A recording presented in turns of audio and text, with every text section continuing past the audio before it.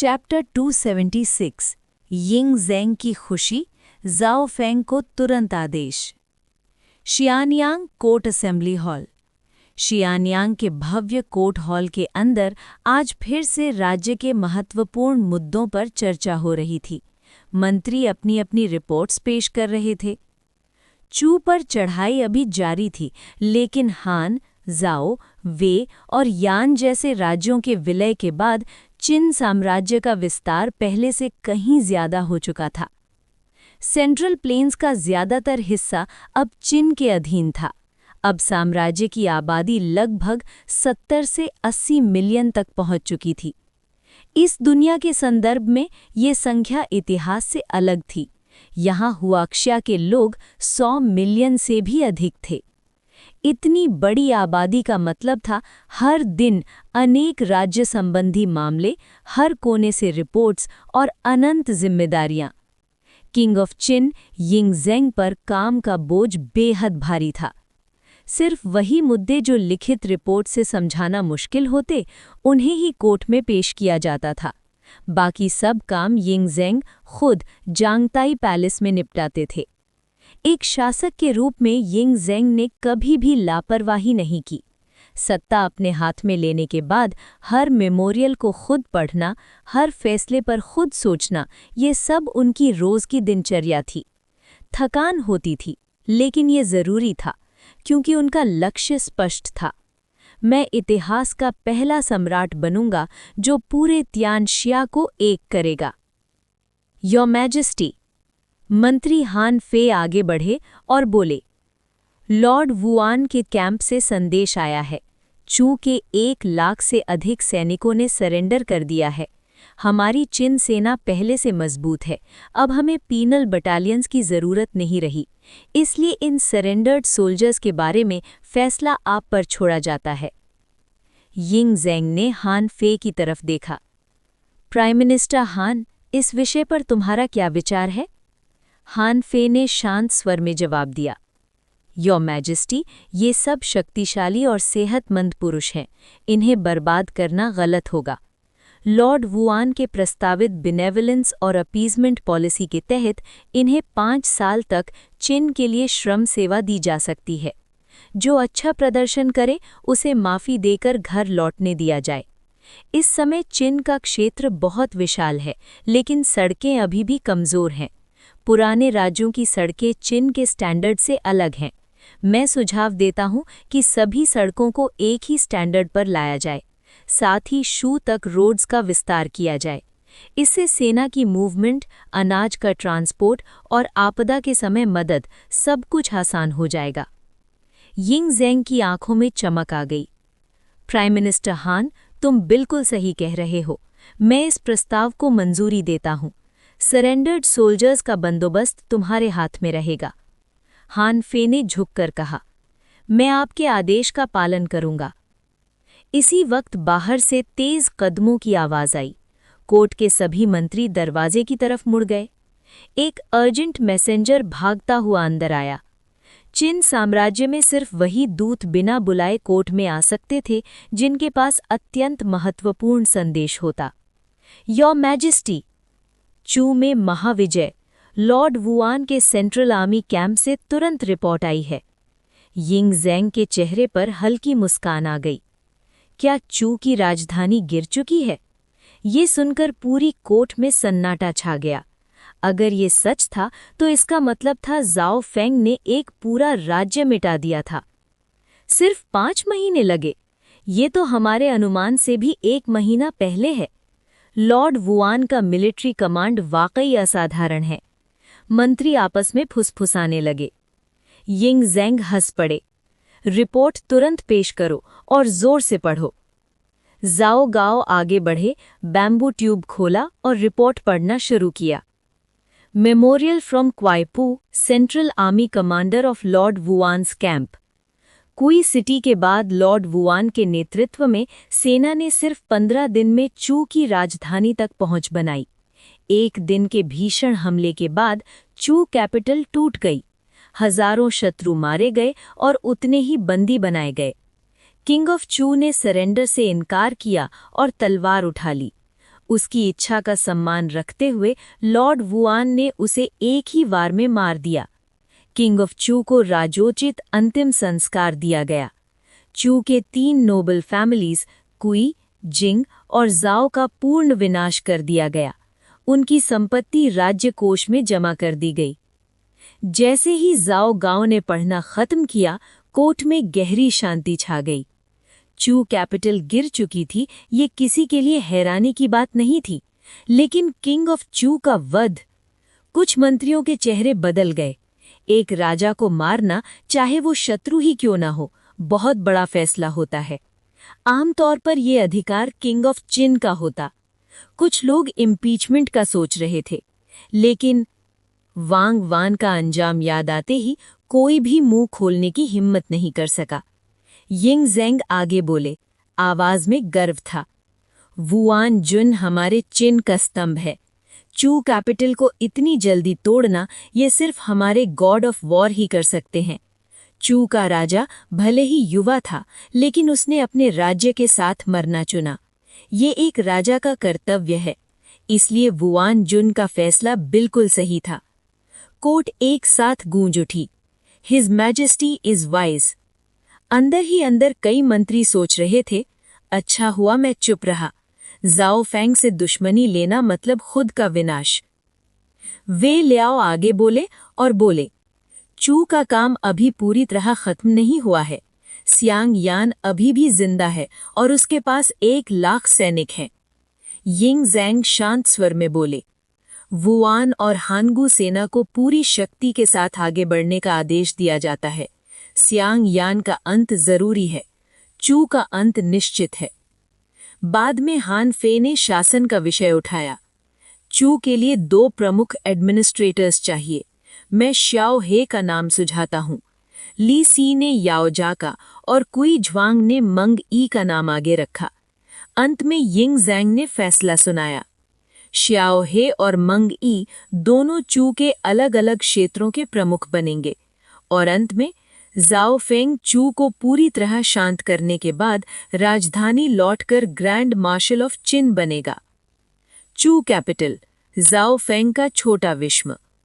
जाओ फेंग अपने divine sense से अपनी छोटी दुनिया को देख रहा था। लकड़ी के घर, खेती, लोग काम में व्यस्त, सब कुछ बिल्कुल उसके प्लान के मुताबिक चल रहा था।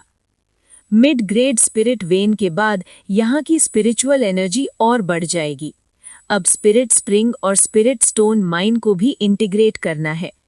जाओ फेंग की आंखों में चमक थी। उसकी शक्ति अब और भी भयानक होने वाली थी। Chapter 277 the expansion of the small world. Zhao Feng destroys Chu. Though Chu has only 3 households, it will surely destroy Qin. बिना एक पल के हिचकिचाहट के झाओ फेंग ने नए मिले हुए ट्रेजर्स सीधा स्मॉल वर्ल्ड के अंदर डाल दिए। जैसे ही स्पिरिचुअल स्प्रिंग प्रकट हुई, वो सीधा जमीन के अंदर मर्ज हो गई। धीरे धीरे जमीन के नीचे से पानी फूटने लगा और कुछ ही देर में एक छोटी सी झील बन गई। उसके तुरंत बाद आई स्पिरिचुअल स्टोन माइन। हालांकि ये प्योर स्पिरिचुअल वेन जितनी शुद्ध नहीं थी, लेकिन फिर भी ये एक प्रॉपर मिनरल डिपॉजिट थी। इसका मतलब था कि इसके अंदर बड़ी मात्रा में स्पिरिचुअल स्टोन्स मौजूद थे। जैसे ही ये दोनों चीज़ें स्मॉल वर्ल्ड का हिस्सा बनी, एक नया ट्रांसफॉर्मेशन वेव शुरू हुआ। स्मॉल वर्ल्ड के अंदर की स्पिरिचुअल एनर्जी तेज़ गति से बढ़ने लगी। हवा इतनी घनी हो गई कि स्पिरिचुअल एनर्जी पानी की तरह जम सी गई। सिर्फ एक सांस लेने से ही बॉडी के अंदर से इम्प्योरिटीज़ निकलती हुई महसूस होती, जैसे पूरा शरीर क्लेंज हो रहा हो। इसी वक्त बूम, पूरा स्मॉल वर्ल्ड अचानक ज़ोर-ज़ोर से कांपने लगा। झाओ फेंग ने अपनी डिवाइन सेंस फैला रखी थी, इसलिए उसने तुरंत चेंज नोटिस किया। स्मॉल वर्ल्ड अपनी स्पिरिचुअल एनर्जी की लिमिट तक पहुंच गया है। इस नई एनर्जी ने इस ब्रोकन और रूइंड वर्ल्ड को दोबारा जिंदा कर दिया है। ये स्मॉल वर्ल्ड एक्सपैंड होना शुरू हो चुका है। झाओ फेंग के चेहरे पर खुशी की एक हल्की सी मुस्कान आ गई।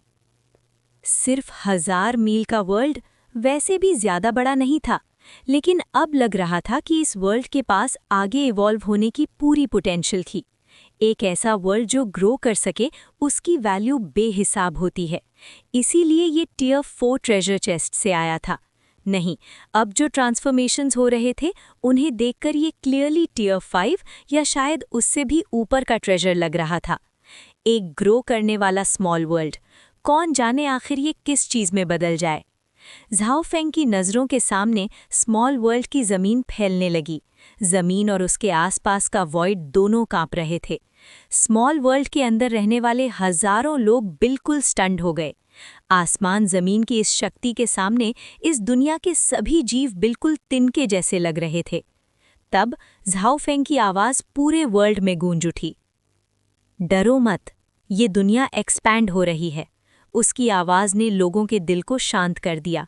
घबराहट खत्म हो गई और सब चुपचाप इंतज़ार करने लगे। वक्त बीतता गया। स्मॉल वर्ल्ड के अंदर कई घंटे गुजर गए। आखिरकार कांपना रुक गया। झाओ फेंग ने डिवाइन सेंस से पूरे वर्ल्ड को स्कैन किया। स्मॉल वर्ल्ड 5 गुना बड़ा हो चुका है। अब इसका एरिया 5000 मील तक फैल चुका है। जो स्पिरिचुअल एनर्जी पहले लिक्विड जैसी हो गई थी, अब वो डिस्पर्स हो चुकी है, लेकिन क्वांटिटी बिल्कुल कम नहीं हुई। 5000 मील की ज़मीन, अब यहाँ काफ़ी ज़्यादा लोग रह सकते हैं। और सबसे इम्पॉर्टेंट बात, स्मॉल वर्ल्ड के एक्सपैंड होते ही झाओ फेंग को महसूस हुआ कि इस रेल्म के अंदर उसकी अथॉरिटी और कंट्रोल और भी मजबूत हो गया है। नहीं, उसकी कल्टीवेशन नहीं बढ़ी थी, पर इस दुनिया के अंदर उसका एब्सोल्यूट डोमिनेंस कई गुना बढ़ गया था। इस स्मॉल वर्ल्ड के अंदर झाओ फेंग जैसे सब कुछ कंट्रोल कर सकता था। वो चाहे तो पूरी दुनिया की स्पिरिचुअल एनर्जी एक ही जगह इकट्ठा कर सकता था। उसकी डिवाइन सेंस अब पूरे 5000 मील के वर्ल्ड को कवर कर सकती थी। कुछ भी उसकी नज़रों से नहीं बच सकता था। बस एक अफसोस था, झाओ फेंग को अभी तक ट्रू वर्ल्ड लॉज का कोई एग्जिस्टेंस महसूस नहीं हुआ। लगता था ये स्मॉल वर्ल्ड अभी भी एक ब्रोकन और रूइंड फ्रैगमेंट ही था, जिसमें एक पूरी दुनिया के मूल सिद्धांत मौजूद नहीं थे। इस एक्सपेंशन से मेरी डायरेक्ट स्ट्रेंथ तो नहीं बढ़ी, लेकिन फ्यूचर की पॉसिबिलिटीज़ लिमिटलेस हैं। अगर ये वर्ल्ड इवॉल्व करता रहा तो ये क्या क्या बन सकता है, कोई अंदाज़ा नहीं लगा सकता। यहाँ मेरी divine sense he heavenly will है। अगर एक दिन ये स्मॉल वर्ल्ड 10,000 मील तक बढ़ गया और एक ट्रू स्मॉल वर्ल्ड बन गया, तो मुझे पूरा यकीन है मुझे एक बिल्कुल नई ट्रांसफॉर्मेशन मिलेगी। और अगर मैंने कभी एक पूरी ग्रेट वर्ल्ड को कंट्रोल कर लिया, तो क्या मैं उस दुनिया का हेवनली डियटी ही बन जाऊंगा? अगर एक वर्ल्ड के पास कंप्लीट लॉज हों, तो उसका रूलर उन लॉज को समझने और यूज़ करने में बिल्कुल आसानी महसूस करेगा। इस वर्ल्ड को ध्यान से नर्चर करना होगा। स्पिरिचुअल एनर्जी बढ़ाना सिर्फ पहला स्टेप है। अगर फ्यूचर में मुझे हाई लेवल एलिमेंटल ट्रेजर्स मिले, तो शायद उन्हें अब्जॉर्ब करके इस वर्ल्ड के अंदर ट्रू एलिमेंटल लॉज भी जेनरेट किए जा सकते हैं। स्मॉल वर्ल्ड को देखते हुए झाओ फेंग गहरी सोच में डूब गया। उसके एट्रीब्यूट पैनल के मुकाबले जहां दुश्मन मारकर स्ट्रेंथ मिलती थी, इस वर्ल्ड को ग्रो होते देखना उसे और भी ज़्यादा सेटिस्फैक्शन दे रहा था। स्पिरिचुअल स्प्रिंग का पानी बहुत ही शुद्ध हेवन एंड अर्थ एनर्जी से भरा है। इसे पीने से फिजिक इम्प्रूव होती है, बीमारियों से इम्यूनिटी मिलती है और नेचुरल टैलेंट और कॉन्स्टिट्यूशन भी स्ट्रांग होता है। और अगर इसमें स्नान किया जाए तो इफ़ेक्ट्स और भी ज़्यादा पावरफुल होते हैं। रही बात स्पिरिचुअल स्टोन माइन की, तो इसमें से स्पिरिचुअल स्टोन्स माइन किए जा सकते हैं। इन दोनों ट्रेजर्स के ऐड होने के बाद झाओ फेंग उनकी वैल्यू पूरी तरह समझ चुका था। एक शब्द में, बेहद कीमती। फिर उसने पूरे स्मॉल वर्ल्ड के लिए हुक्म दिया, आज से स्मॉल वर्ल्ड के सभी निवासी basic martial cultivation techniques practice कर सकते हैं। जैसे जैसे उनकी कल्टीवेशन बढ़ेगी, उन्हें उसी हिसाब से ज़्यादा रिसोर्सेज दिए जाएंगे। जिसकी कल्टीवेशन जितनी ऊंची होगी, उसकी वैल्यू उतनी ही ज़्यादा होगी। झाओ फेंग का फरमान पूरे वर्ल्ड में गूंज उठा। वी ओबे। उसके सभी सबॉर्डिनेट्स ने एक साथ जवाब दिया। यानकोट के सभी डार्क गार्ड्स ने भी सर झुकाकर आदर के साथ रिस्पॉन्स दिया। इस स्मॉल वर्ल्ड के अंदर हर चीज़ झाओ फेंग के कंट्रोल में थी, इसलिए यहाँ बिट्रेयल की कोई संभावना ही नहीं थी। उल्टा यहाँ मार्शल आर्ट को फैलाना शायद स्मॉल वर्ल्ड के लिए भी फायदेमंद ही होता। ज़ाओ फेंग इस चीज़ को लेकर काफ़ी एक्सपेक्टेंट था। उसकी डिवाइन सेंस वापस लौट आई। उसने बाहर की तरफ देखा। दिन हो चुका था। फिर ज़ाओ फेंग चू किंग के पैलेस के ग्रेट हॉल से बाहर निकला। जैसे ही हॉल के दरवाजे खुले, greetings my Lord, royal guards ने झुककर सलाम किया। मैं कितने दिन से सिक्लूजन में था? ज़ाओ फेंग ने पूछा। रिपोर्टिंग टू माय लॉर्ड, 10 दिन गुजर चुके हैं, ज़ैंग मिंग ने तुरंत जवाब दिया। टाइम वाकई बहुत तेज़ निकल जाता है। मार्शल टेक्निक्स का लेवल जितना ऊंचा होता है, उन्हें समझने में उतना ही ज़्यादा समय लगता है। चाहे मैं उन्हें डायरेक्टली ही क्यों ना सीख लूं, उन्हें अपने अंदर एसिमुलेट करने के लिए फिर भी टाइम चाहिए। अगर डायरेक्ट लर्निंग के बाद भी एक हेवन ग्रेड मार्शल टेक्निक के एंट्री लेवल को ग्रास्प करने में कम से कम 10 दिन लग रहे हैं, तो क्लियरली ये टेक्निक्स कितनी प्रोफाउंड होंगी। ज़ाओ फेंग ने मन ही मन सोचा। बैटल का क्या हाल है? ज़ाओ फेंग ने पूछा। रिपोर्टिंग टू माय लॉर्ड, हमारी सेना ने बड़ी सफलता हासिल की है। चू किंग के सील से बंधा हुआ रॉयल एडिक्ट लेकर हमारी फोर्सेस ने कई चू सिटीज़ को बिना लड़ाई के सरेंडर करवा लिया। सिर्फ 10 दिन में वोआन कैंप ने 20 से ज़्यादा शहरों पर कब्जा कर लिया। अगर चू का टेरिटरी इतना बड़ा ना होता और डिस्टेंसेस इतनी ज़्यादा ना होती, तो हम और भी ज़्यादा शहर जीत सकते थे। ऑफ कोर्स, कुछ सिटी गैरिसन्स ने ज़िद्दी रेजिस्टेंस दिखाया और उनकी वॉल्स टूटने के बाद उन्हें सीधा एक्सटर्मिनेट कर दिया गया, ज़ैंग मिंग ने रिपोर्ट दी। अच्छा काम किया, ज़ाओ फेंग ने संतुष्टि से सर हिलाया। एक और बात है, चू को अब नया राजा मिल चुका है। शियांग यान ने गद्दार मी ची को नया रूलर बना दिया है। उसका राज्याभिषेक हुईनान सिटी में हुआ है, ज़ैंग मिंग ने आगे बताया। मी ची? लगता है उसे बस राजा बनने का मज़ा चखना था, चाहे कुछ दिन के लिए ही क्यों ना हो, ज़ाओ फेंग हल्की सी हंसी के साथ बोला। फिर उसने पूछा, तुई सुई और बाकी जनरल्स अब तक मार्च कर रहे होंगे, है ना? बिल्कुल जैसे आपने अंदाज़ा लगाया था माय लॉर्ड। तीनों जनरल्स ने अपनी आर्मी स्प्लिट की हैं, लेकिन उनका फाइनल कन्वर्जेंस पॉइंट हुईनान ही है। वो सब 1 महीने के अंदर हुईनान पहुंच जाएंगे। इसके अलावा हांगू कैंप की फोर्सेस भी हुईनान की तरफ एडवांस कर रही हैं। 1 महीने के अंदर दोनों आर्मीज मिलकर एक हो जाएंगी, ज़ैंग मिंग ने जवाब दिया। मेरा ऑर्डर पास करो। 20 दिन के अंदर मैं चाहता हूं हमारी सेना हुईनान के गेट्स पर हो। इस बैटल को मैं खुद पर्सनली ओवरसी करूंगा, ज़ाओ फेंग ने गंभीर आवाज में हुक्म दिया। Yes my Lord, Zhang Ming ने अदब से जवाब दिया। हुईनान सिटी, फॉर्मर गवर्नर्स हॉल। इस वक्त वो एक छोटा सा रॉयल कोर्ट बन चुका था। मी ची रॉयल रोब्स और क्राउन पहने हुए सिंहासन पर गंभीरता से बैठा था। हालांकि उसे राजा बने हुए सिर्फ कुछ दिन ही हुए थे, लेकिन जैसे ही उसने रॉयल कपड़े और मुकुट पहना, उसके दिल में एक अजीब सी नशा भरी खुशी भर गई। उसने कर दिखाया था। वो सच में चू का राजा बन चुका था। चाहे उसके पास असली पावर ना हो, चाहे उसका राज्य विनाश के किनारे पर ही क्यों ना हो, फिर भी वो एक राजा था। We pay our respects to the great king. Xiang Yan की अगुवाई में दर्जनों सिविल और मिलिट्री ऑफिशियल्स ने झुककर लॉयल्टी दिखाई। उनकी आवाज़ों को सुनकर मी ची पूरी तरह से उस पल में डूब गया। उठो मेरे मंत्रियों, उसने दोनों हाथ फैला दिए। उसकी आवाज़ में रॉयल ग्रेविटी थी। अगर पिन कोड का कोई ऑफिशियल यहाँ होता तो तुरंत नोटिस कर लेता, मी ची जानबूझकर पिन के राजा इंग ज़ेंग की स्टाइल कॉपी कर रहा था।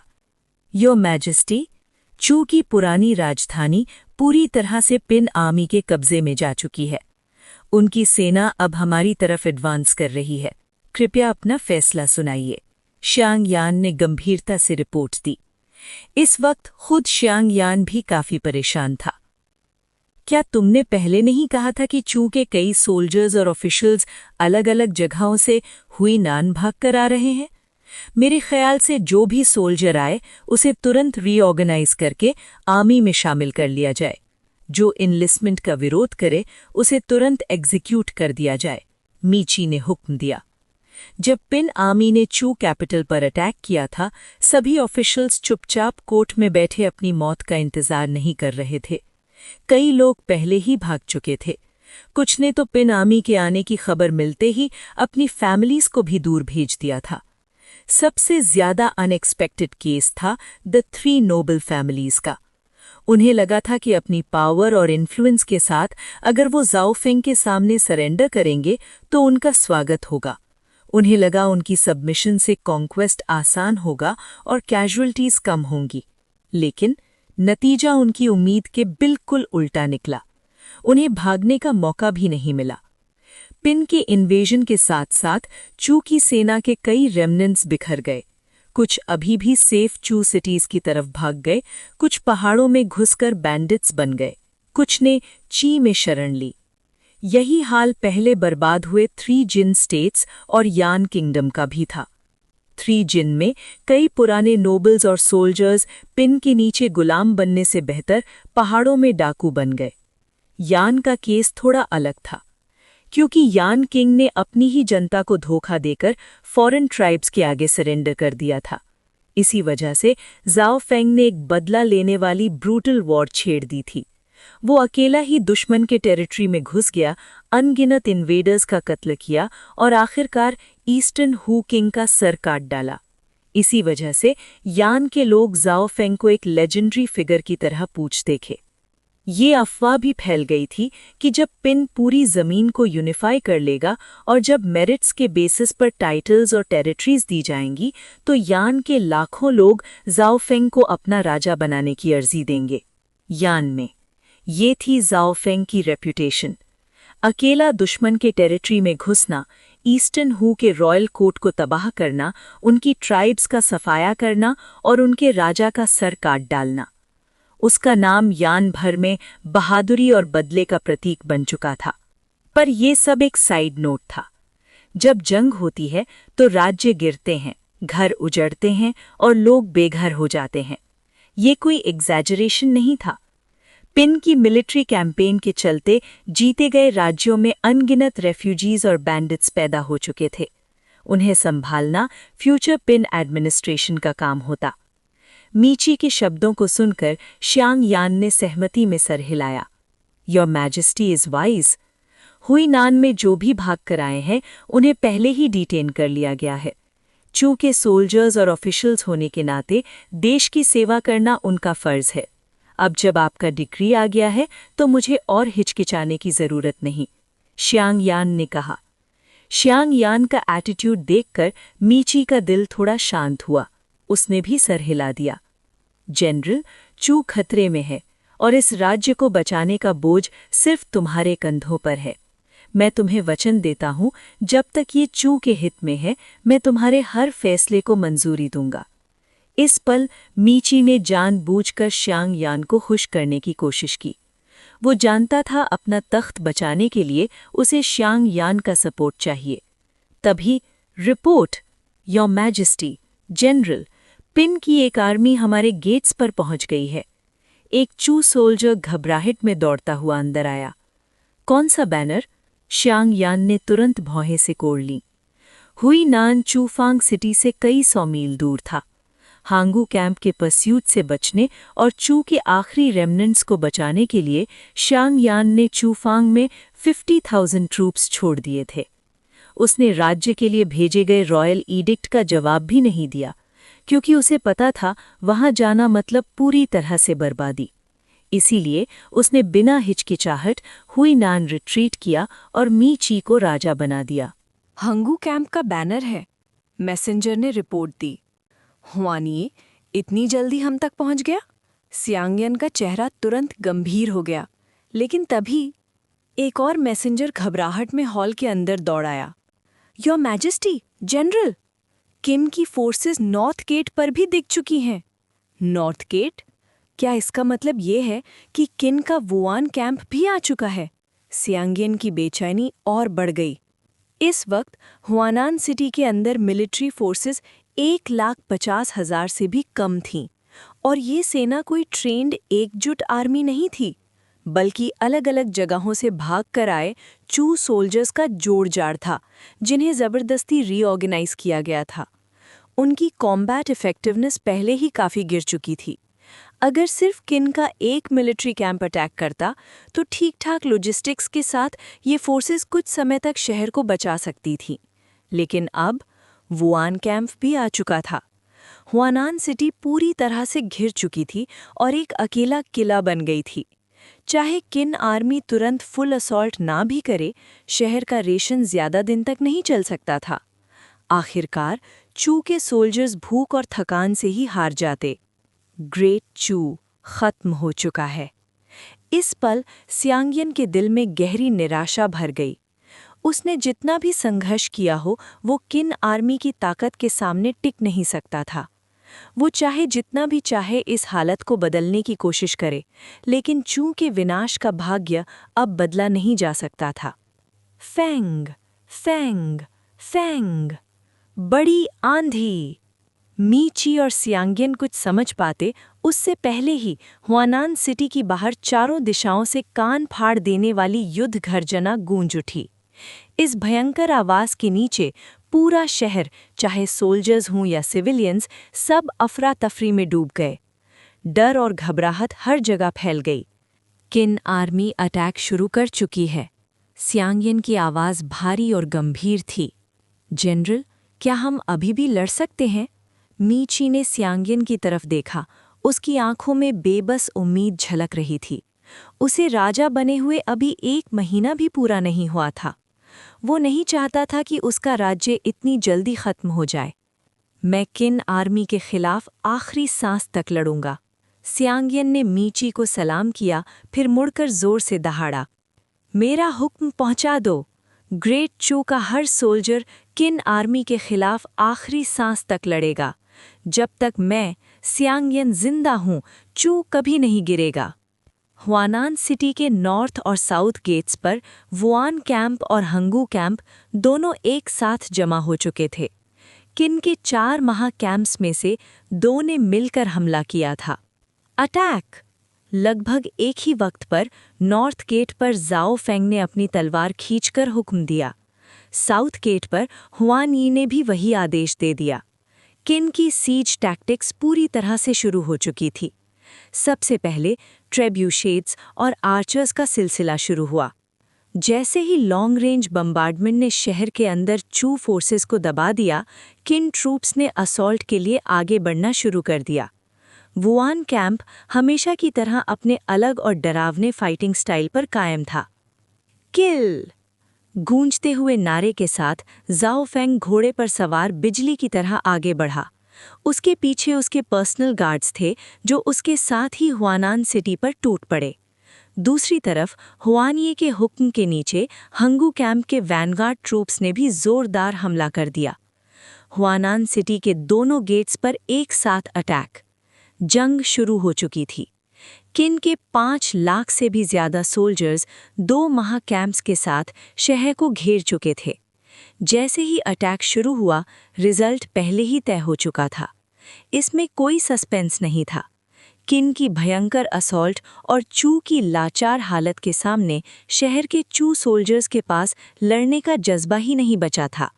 सिर्फ आधे घंटे के अंदर जाओ फेंग ने नॉर्थ गेट तोड़ लिया और सिटी वॉल्स पर कब्जा कर लिया। अपनी सेना को लीड करते हुए जाओ फेंग लगातार आगे बढ़ता गया। जो भी चू सोल्जर सामने आया, उसका अंत होता चला गया। 1 घंटे के अंदर हुआनान का नॉर्दर्न आउटर सिटी पूरी तरह से किन के कब्जे में आ चुका था। जाओ फेंग ने बिना रुके अपना अटैक जारी रखा। जल्द ही वो गवर्नर्स रेजिडेंस के सामने आ गया, जो अब चू का रॉयल पैलेस बन चुका था। जाओ फेंग पूरी रफ्तार से घोड़ा दौड़ाता हुआ, जैसे कोई युद्ध देवता, रास्ते में आने वाले हर चू सोल्जर को काटता चला गया। गवर्नर्स रेजिडेंस बिल्कुल सामने था। एक जोरदार स्पीयर थ्रस्ट के साथ बूम! बिना ट्रू एनर्जी यूज किए सिर्फ एक कैजुअल स्विंग ड्रैगन और हाथी की शक्ति साथ ले आया। हवा कान फाड़ देने वाली आवाज से फट गई। सिर्फ एक ही स्ट्राइक में गवर्नर्स रेजिडेंस के गेट्स चूर चूर हो गए। कई चू सोल्जर्स मलबे के नीचे दब गए, उनकी चीखें गूंज उठीं। जाओ फेंग ने घोड़ा छोड़ दिया, उसने अपना ओवरलॉर्ड स्पीयर जमीन में गाड़ दिया और ड्रैगन स्प्रिंग सॉर्ड खींच ली। मलबे पर कदम रखते हुए वो पैलेस के अंदर घुस गया। अंदर हर कदम पर एक दुश्मन गिरता चला गया। उसके पर्सनल गार्ड्स और एलीट ट्रूप्स भी पीछे पीछे घुस आए, चू सोल्जर्स का कत्ल करते हुए। कई चू सोल्जर्स डर के मारे भागने लगे। गवर्नर्स रेजिडेंस के मेन हॉल में, जो अब रॉयल कोर्ट बन चुका था, सियांगियन अपने बचे कुचे गार्ड्स के साथ खड़ा था।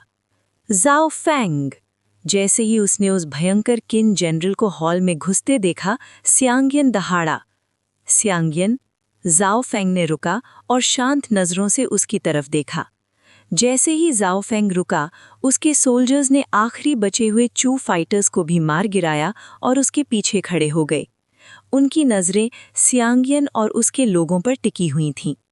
तुम वाकई एक काबिल जनरल हो। हमारी ग्रेट चू तुम्हारे जैसे एक जवान के हाथों तबाह हो गई। मैं इसे स्वीकार नहीं करता। तुम मानो या न मानो, आज के बाद चू राज्य का नामो निशान मिट जाएगा। ठंडी आवाज में जाओ फेंग ने कहा। चू आज गिर सकता है, लेकिन चू के लोग जिंदा रहेंगे। तुम्हारा किन राज्य हमेशा के लिए नहीं रहेगा। एक दिन चू का ही कोई बेटा किन को बर्बाद करेगा। चाहे सिर्फ 3 चू परिवार ही क्यों न बचे हों, वही किन को गिराने वाले होंगे। इतना कहकर सियांगियन गरजा, किल। तलवार उठाए वो सीधा जाओ फेंग पर टूट पड़ा। बकवास, जाओ फेंग ने थुक्कार के साथ कहा। जब तक मैं जिंदा हूं, जो भी बगावत करेगा उसे मिटा दिया जाएगा। अगला पल दोनों आमने सामने आ गए। एक ही वार, खून की एक चमक, सियांगियन का सिर जमीन पर गिर गया। चू का अंतिम स्तंभ टूट चुका था। Chapter 278 सियांगयांग मेन ग्रैंड वेलकम, राजधानी वापसी। एक ही बार में सियांगयांग का सर जमीन पर जा गिरा। Killed Chu Supreme General Xiangyang gained 100 points in all attributes. System की आवाज तुरंत गूंज उठी। जाओ फेंग ने बिना सर वाले लाश को एक नज़र देखा, फिर अपनी नज़र बची हुई चू सोल्जर्स पर डाली। जो सरेंडर नहीं करेगा उसे बिना दया के मार दिया जाएगा। जाओ फेंग ने तलवार उठाकर जोर से घुमाई। हमारे लॉर्ड के नाम वफादारी की कसम लो। किल। अनगिनत किन के एलीट सोल्जर्स दहाड़ उठे और चू की सेना पर टूट पड़े। समुद्र की तूफानी लहरों की तरह एक ना रुकने वाली कत्लो गारत शुरू हो गई। पल भर में ही चू सोल्जर्स उस फ्लड में डूब गए। कुछ ही देर बाद प्रेफेक्चुरल गवर्नर्स रेजिडेंस का ग्रैंड हॉल किन सेना से घिर चुका था। जाओ फेंग सबसे आगे बढ़ते हुए सीधा अंदर घुस गया। हॉल के अंदर मीची अभी भी सिंहासन पर बैठा था।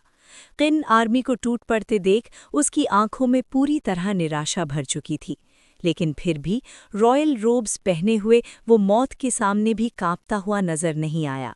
उसने धीरे से उठकर अपनी कमर से तलवार खींच ली। जाओ फेंग, मैं किन के क्राउन प्रिंस का मिटर्नल ग्रैंडफादर हूँ। क्या तुम सच में मुझे मारने की हिम्मत रखते हो?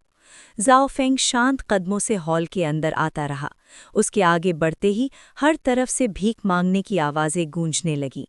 हमें माफ़ कर दो, लॉर्ड उआन, हमें बख्श दो, हम सरेंडर करते हैं। किन के नाम के सो कॉल्ड ऑफिशियल्स घुटनों पर गिर चुके थे। जाओ फेंग एक एक कदम चलता हुआ मीची के बिल्कुल पास आ गया। क्या तुम मुझे मारने की हिम्मत रखते हो? मीची गुस्से से चिल्लाया और तलवार घुमाते हुए जाओ फेंग पर टूट पड़ा। जाओ फेंग एक पल में साइड हो गया। छाक! तलवार सीधा मीची के सीने को चीर गई। तू सच में हिम्मत कर गया? मीची की आंखें फट कर रह गईं। उसे यकीन ही नहीं हो रहा था जाओ फेंग ने वाकई उसे मार दिया था। वो किन के क्राउन प्रिंस का नाना था। चाहे उसने राज्य से गद्दारी की हो, ये सच तो बदला नहीं जा सकता था। फूसू को किन का सबसे पावरफुल और फ्यूचर किंग माना जाता था। बाकी लोग फूसू से डरते होंगे, जाओ फेंग ने ठंडी आवाज में कहा, लेकिन मैं नहीं। अगर कोई और होता, चाहे बांग जियान ही क्यों ना हो, तो मीची को जिंदा पकड़कर यिंग ज़ेंग के पास भेज देता। आखिरकार गद्दारी के बाद भी मीची रॉयल ब्लड था। उसे मारना मतलब फूसू की नाराजगी मोल लेना। और ज्यादातर लोग मानते थे कि फूसू ही अगला किंग ऑफ किन बनने वाला था। लेकिन ज़ाओफेंग अलग था। पूरी किन में ज़ाओफेंग सिर्फ किंग ज़ेंग की मानता था। उसके बेटों के लिए उसके दिल में कोई इज्जत नहीं थी। सब के सब बेकार थे। ज़ाओफेंग ने पहले ही प्लानिंग कर रखी थी। जब किन पूरी ज़मीन यूनिफाई कर लेगा, वो बायुए के खिलाफ कैंपेन मांगेगा, वहाँ अपना बेस बनाएगा और किन के इनएविटेबल कोलैप्स का इंतज़ार करेगा। उस दिन वो अपनी ओवरवेलमिंग स्ट्रेंथ के साथ पूरे लैंड को स्वीप करेगा और अपनी खुद की डायनेस्टी खड़ा करेगा। ज़ाओफेंग ने झटके से लॉन्ग क्वेन स्वॉर्ड खींच ली। मीची की जिंदगी तुरंत खत्म हो गई। उसकी लाश जमीन पर धम से गिर पड़ी। Killed King Mi-Chi of Chu, gained 300 points in all attributes, rewarded with a Tier 3 treasure chest. System की आवाज़ फिर से गूंज उठी। मुझे लगा नहीं था इस मीची के पास थोड़ी रॉयल डेस्टिनी भी होगी, ज़ाओफेंग ने हल्की सी मुस्कान के साथ कहा। काफ़ी अच्छी किल रही। मीची का मरना एक अनएक्सपेक्टेड बोनस था। ज़ाओफेंग घूमकर जोर से बोला, मेरा हुक्म पास करो, शहर में बचे हुए सभी दुश्मनों का सफाया करो। जो रेजिस्ट करे उसे बिना दया के मार दिया जाए। Understood my Lord, elite soldiers ने एक साथ जवाब दिया और हॉल से निकलकर एनिमी लेमनेंस का शिकार शुरू कर दिया। चू खत्म हो चुका है। सियांग लगता है उसका खानदान पहले ही भाग चुका है। मुझे देखना है फ्यूचर का वेस्टर्न चू ओवरलॉर्ड कैसा होता है, ज़ाओफेंग ने मन ही मन सोचा। लेकिन जब तक मैं यहाँ हूँ वो कुछ भी नहीं होगा। सियांग यांग का ख्याल आते ही ज़ाओफेंग को सियांग यू याद आया, वेस्टर्न चू का हेगेमन किंग। लेकिन इस दुनिया में उसका होना ही मुमकिन नहीं था, और अगर फ्यूचर में किन में केओस भी आया तो ज़ाओफेंग को पूरा यकीन था कि वो दुनिया को फिर से शांत कर देगा। उसकी शक्ति और कंट्रोल के साथ एक युग पर राज करना उसकी किस्मत थी। फिर यहाँ से शुरू करें। समय बीतता गया। सियान यांग के मरने के साथ ही चू की आखिरी रेजिस्टेंस भी टूट गई। चू गिर चुका था। अगले 2 महीने में किन आर्मी ने चू के शहरों और टाउन्स पर बिजली की रफ्तार से कब्जा कर लिया। कुछ शहर किन सेना को देखते ही सरेंडर हो गए, कुछ ने चू की इज्जत बचाने के लिए आखिरी सांस तक लड़ाई लड़ी और फिर पूरी तरह मिटा दिए गए। ये वॉर ऑफ एनाहिलेशन कभी शौर्य से भरी, कभी कायरता से भरी, इंसानी फितरत का हर रंग दिखा गई। हुआइनान सिटी। किन के किंग का डिक्री। लॉर्ड उआन और ग्रैंड जनरल हुआइन यी, डिक्री सुनिए।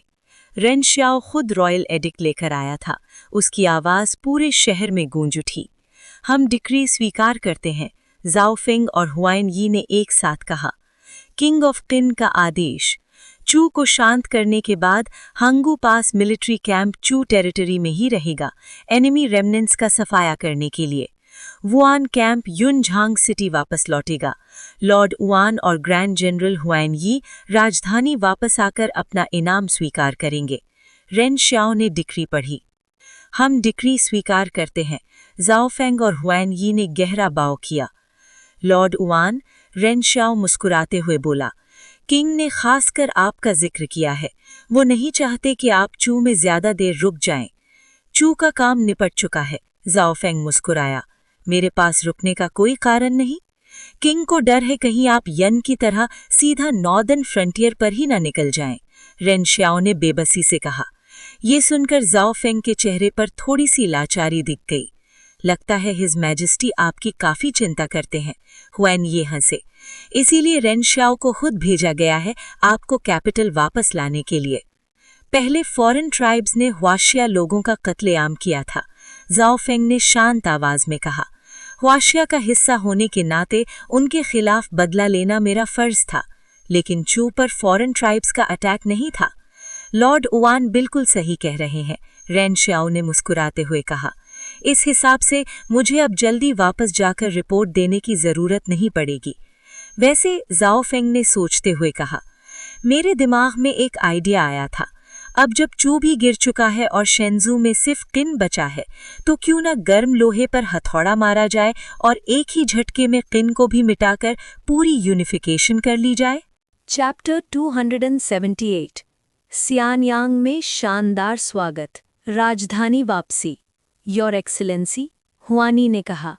अगर ये बात आपके दिमाग में आई है तो राजा ने भी जरूर सोचा होगा। लेकिन चू को अभी अभी जीतने के बाद इतना बड़ा राज्य संभालना भी एक जंग से कम नहीं। पिछला युद्ध पूरा 1 साल चला है। हमारी रसद और खजाना दोनों काफी खर्च हो चुके हैं। ऊपर से सर्दी का मौसम आने वाला है और की का उत्तरी इलाका सर्दी में जंग के लिए बिल्कुल आसान नहीं है।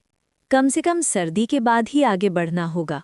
झाओफेंग हल्की सी मुस्कान के साथ बोला, मैं समझ गया, इसीलिए मैंने इस विचार को फिलहाल छोड़ दिया है। सच तो ये था कि अगर सिर्फ झाओफेंग की मर्जी होती तो वो इंतजार कभी न करता। वो अपनी घुड़सवार सेना को सीधा की सीमा तक ले जाता, सिर्फ अपनी मौजूदगी से ही की के राज्य को कांपने पर मजबूर कर देता। इतिहास में भी की बिना लड़े ही समर्पण कर देता था। आज के किन की जबरदस्त शक्ति के सामने बस डरावा काफी होता। लेकिन किन राजा को जल्दी नहीं थी। चूंकि युद्ध ने काफी आदमी और संसाधन खर्च करवा दिए थे, इसलिए फिलहाल इंतजार ही एकमात्र रास्ता था। समय तेजी से बीता। पलक झपकते ही 20 दिन बीत गए। सियानयांग शहर के बाहर किन के लेफ्ट चांसलर हन फेई खुद शहर के द्वार पर खड़े इंतजार कर रहे थे। सिर्फ हन फेई ही नहीं, सियानयांग के हजारों नागरिक शहर के अंदर और बाहर जमा हो चुके थे। सड़कें लोगों से भरी हुई थीं। सब एक ही पल का इंतजार कर रहे थे। अरे लाओ वांग, तुम भी आ गए। अब तो सर्दी आने वाली है और तुम तो हमेशा कमजोर रहते हो, फिर भी आए। बकवास मत करो, कमजोर हूं तो क्या हुआ, आज लॉर्ड वान की विजयी वापसी है, मैं कैसे ना आता। बिल्कुल सही, लॉर्ड वान ही किन के असली वीर हैं। सुना है चू का युद्ध बहुत कठिन था, लेकिन जैसे ही लॉर्ड वान ने सेना संभाली, पूरा चू 1 साल के अंदर खत्म हो गया। लॉर्ड वान किन का निश्चित वॉर गॉड है। सिर्फ 24 साल की उम्र में वान हो बने थे। आज चू जीतने के बाद सिर्फ 26 साल के हैं। हर बार जब लॉर्ड वान जीतकर लौटते हैं, मैं उन्हें स्वागत करने आता हूँ। सुना है इस बार राजा उन्हें गोवे यानी पूरे देश का सेनापति बनाने वाले हैं। जो भी इनाम उन्हें मिले वो बिल्कुल हकदार हैं। जब किन पूरे देश को एक करेगा, अगर राजा राजवंश के खिताब बांटे तो लॉर्ड वान को राजकुमार बनाना बिल्कुल सही होगा। बिल्कुल सही, इसमें कोई शक नहीं। झाओफेंग अभी तक पहुंचा भी नहीं था, लेकिन शहर के लोग पहले ही जज्बात से भरे हुए थे। हर बात का केंद्र एक ही था, झाओफेंग। किन के लोग वीरता को पूजते थे और झाओफेंग उस वीरता का जीता जागता प्रतीक बन चुका था। अचानक देखो, लॉर्ड वान का रथ आ गया, 6 घोड़ों वाला रथ। सबकी नजरें एक ही दिशा में मुड़ गईं। हजारों आंखों के सामने झाओफेंग का रथ धीरे धीरे सियानयांग की तरफ बढ़ने लगा। उसके पीछे हुआनी का भी 6 घोड़ों वाला रथ था। हजारों निजी सैनिक दोनों महासेनापतियों को सुरक्षा देते हुए चल रहे थे। जल्द ही रथ शहर के द्वार पर पहुंच गए। हनफेई आगे बढ़े, आंखों में उत्साह चमक रहा था। लॉर्ड वुआन, जनरल हुआनी, स्वागत है। महाराज के आदेश से मैं आप दोनों को लेने आया हूँ। झाओफेंग ने पर्दा उठाया और रथ से नीचे उतरे। हुआनी भी साथ ही उतरे। मैंने कभी सोचा नहीं था कि लेफ्ट चांसलर खुद स्वागत करने आएंगे। लगता है महाराज मुझ पर बहुत कृपा करते हैं। हनफेई हंस पड़े। मजबूरी थी, आप किन के सबसे बड़े वीर हैं, महाराज तो खुद आना चाहते थे। चलिए, झाओफेंग ने मुस्कुराते हुए कहा, पहले दरबार चलते हैं, मैं घर जाकर अपने परिवार से मिलना चाहता हूँ। हनफेई ने शहर की भीड़ की तरफ इशारा किया। उससे पहले इन नागरिकों को प्रणाम कर लीजिए जो इतनी देर से आपका इंतजार कर रहे हैं। झाओफेंग ने भीड़ की तरफ देखा। उनकी आंखों में सम्मान, गर्व और उम्मीद थी। उसका दिल भर आया। वो तुरंत रथ पर चढ़ गया। सियानयांग के पिता समान वृद्ध और बहन भाइयों, सर्दी का मौसम है, फिर भी आप सब मेरा स्वागत करने आए। मैं झाओफेंग इस सम्मान के लायक नहीं हूँ।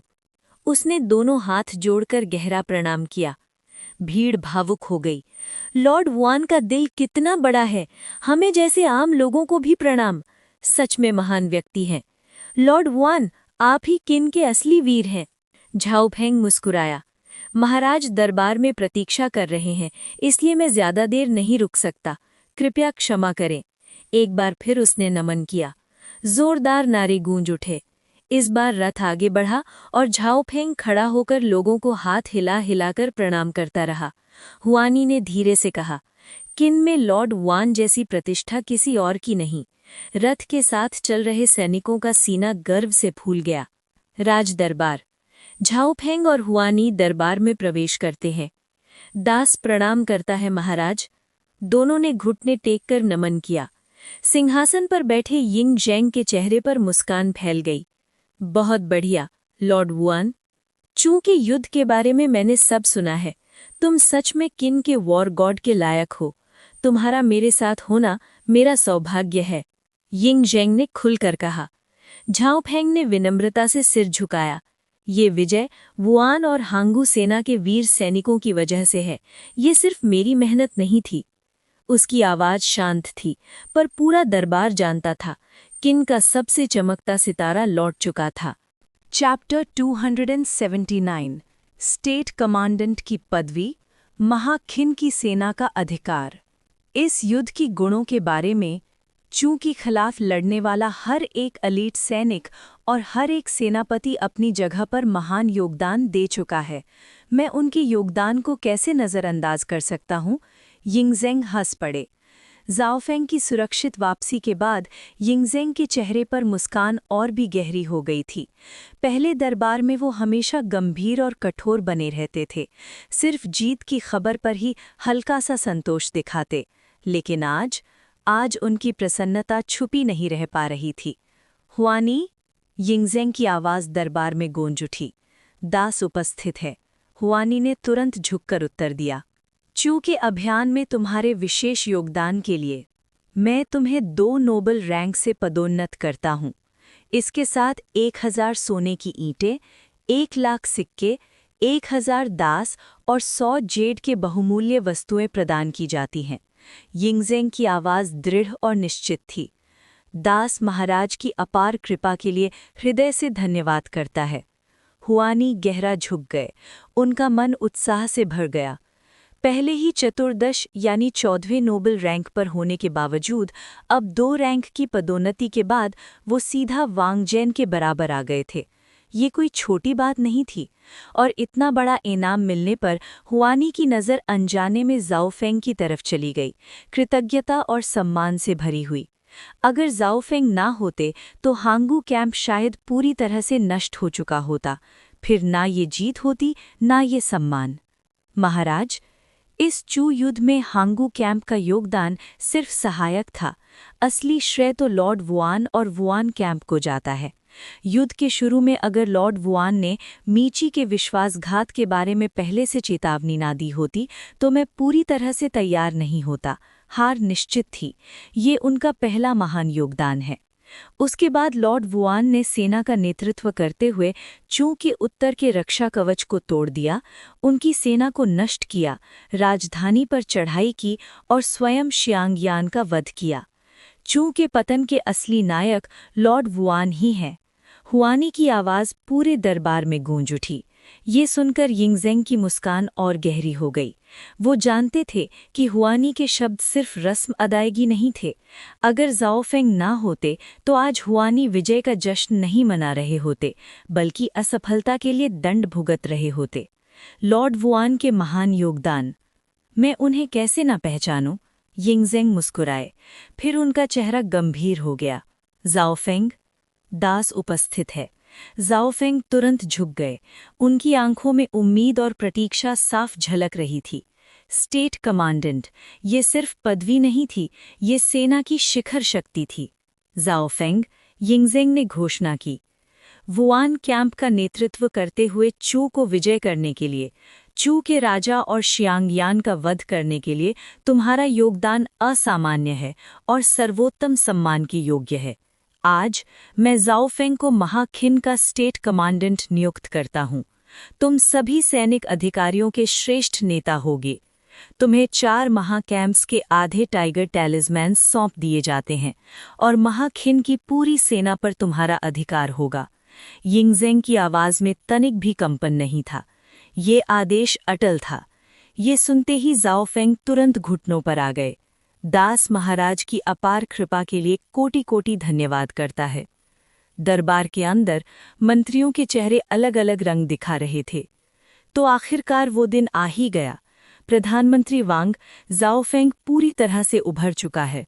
सेना का सर्वोच्च अधिकारी, अब दरबार का सबसे शक्तिशाली व्यक्ति वही है। काश हमने पहले उसका विरोध ना किया होता तो शायद आज इतनी भयानक स्थिति का सामना ना करना पड़ता। आगे चलकर क्राउन प्रिंस के लिए रास्ता और भी कठिन हो जाएगा। वी जुआंग ने मन ही मन गहरी सांस ली। राजनीतिक परिदृश्य पूरी तरह से बदल चुका था। अनजाने में ही ज़ाओफेंग सेना की शिखर शक्ति पर पहुंच गया था, सभी बड़े बड़े सेनापतियों से भी ऊपर। और ऊपर से चांसलर हान फेई, जो स्वयं दरबार का स्तंभ था, ज़ाओफेंग का घनिष्ठ मित्र था। बिना किसी को पूरी तरह से एहसास हुए सिर्फ 26 साल की उम्र में ज़ाओफेंग दरबार और सेना दोनों का केंद्र बन चुका था। ऐसे गति और प्रभाव के साथ अब कौन था जो उसके खिलाफ खड़ा होने की हिम्मत करता? हान फेई को तो छोड़िए ही, वे लियाओ, चिन राजा का सबसे विश्वसनीय स्ट्रैटेजिस्ट और चीफ जस्टिस ली सी तक धीरे धीरे ज़ाओफेंग के पक्ष में झुके दिख रहे थे। घोस्ट वैली मास्टर का खुद ज़ाओफेंग को मिलने के लिए बुलाना ये स्पष्ट संकेत था कि वे लियाओ और ज़ाओफेंग के बीच गहरे संबंध थे। और ली सी का तो और भी सीधा रिश्ता था। उसका बेटा वुआन कैंप में एक जनरल था। सिर्फ ये बात ही सब कुछ कह देने के लिए काफ़ी थी। और फूसू, उसकी स्थिति दिन प्रतिदिन खराब होती जा रही थी। मीची के विश्वासघात के बाद फूसू के माँ के परिवार को पूरी तरह से मिटा दिया गया था। इसके साथ ही इंगज़ेंग की नज़रों में उसका सबसे बड़ा राजनीतिक सहारा भी खत्म हो चुका था। बहुत से अधिकारियों ने चुपचाप उसका साथ छोड़ दिया था। ये उसके लिए एक भारी आघात था। इसी बीच हू हाय ने मौके का पूरा फायदा उठाया। उसने अपना प्रभाव तेजी से बढ़ाया और दरबार में सबसे ऊंचा दर्जा रखने वाला राजकुमार बन गया। चीन के एकीकरण के करीब आते ही फूसू का भविष्य और भी अंधकार में डूबता नजर आ रहा था। चीन साम्राज्य जल्द ही पूरी तरह एक हो जाएगा। अगर हमें क्राउन प्रिंस और अपना भविष्य सुरक्षित रखना है तो एकीकरण के बाद फ्यूडल सिस्टम ही शायद एकमात्र रास्ता बचेगा। क्राउन प्रिंस के पास सैनिक उपलब्धियां नहीं हैं, लेकिन वो फिर भी महाराज का सबसे बड़ा पुत्र है। अगर वो उत्तराधिकारी नहीं बन पाता तो भी उसे एक राज्य देकर राजा बनाया जा सकता है। इस स्थिति में उसके साथ उसके फीफ में चले जाना ही शायद सबसे सुरक्षित विकल्प होगा। रही बात ज़ाओफेंग की, अगर फ्यूडल सिस्टम लागू होता है तो वो खुद एक राजा बन सकता है। फूसू के बचे खुचे समर्थक मन ही मन अपनी आगे की राह पर विचार कर रहे थे। चूंकि पतन के साथ चीन के संपूर्ण एकीकरण पर अब कोई संदेह नहीं रहा था और इसीलिए बहुत से अधिकारी पहले ही आने वाले युग के बारे में सोचने लगे थे। फ्यूडल सिस्टम, ये एक ऐसा विचार था जिसे कई मंत्री दिल से समर्थन देते थे। आखिरकार उनके स्वयं के हित भी इसी से जुड़े हुए थे। अगर राज्यों का वितरण हुआ तो दरबार के अधिकारी राजधानी छोड़कर अपने अपने क्षेत्रों में उच्च पद पर जा सकते थे, किसी फीफ के प्रमुख मंत्री या सेनापति बनकर। वहां वो अपने ही राज्य के सबसे शक्तिशाली व्यक्ति होते। टाइगर टैलम्स लाओ, इंगज़ेंग ने हाथ उठाया।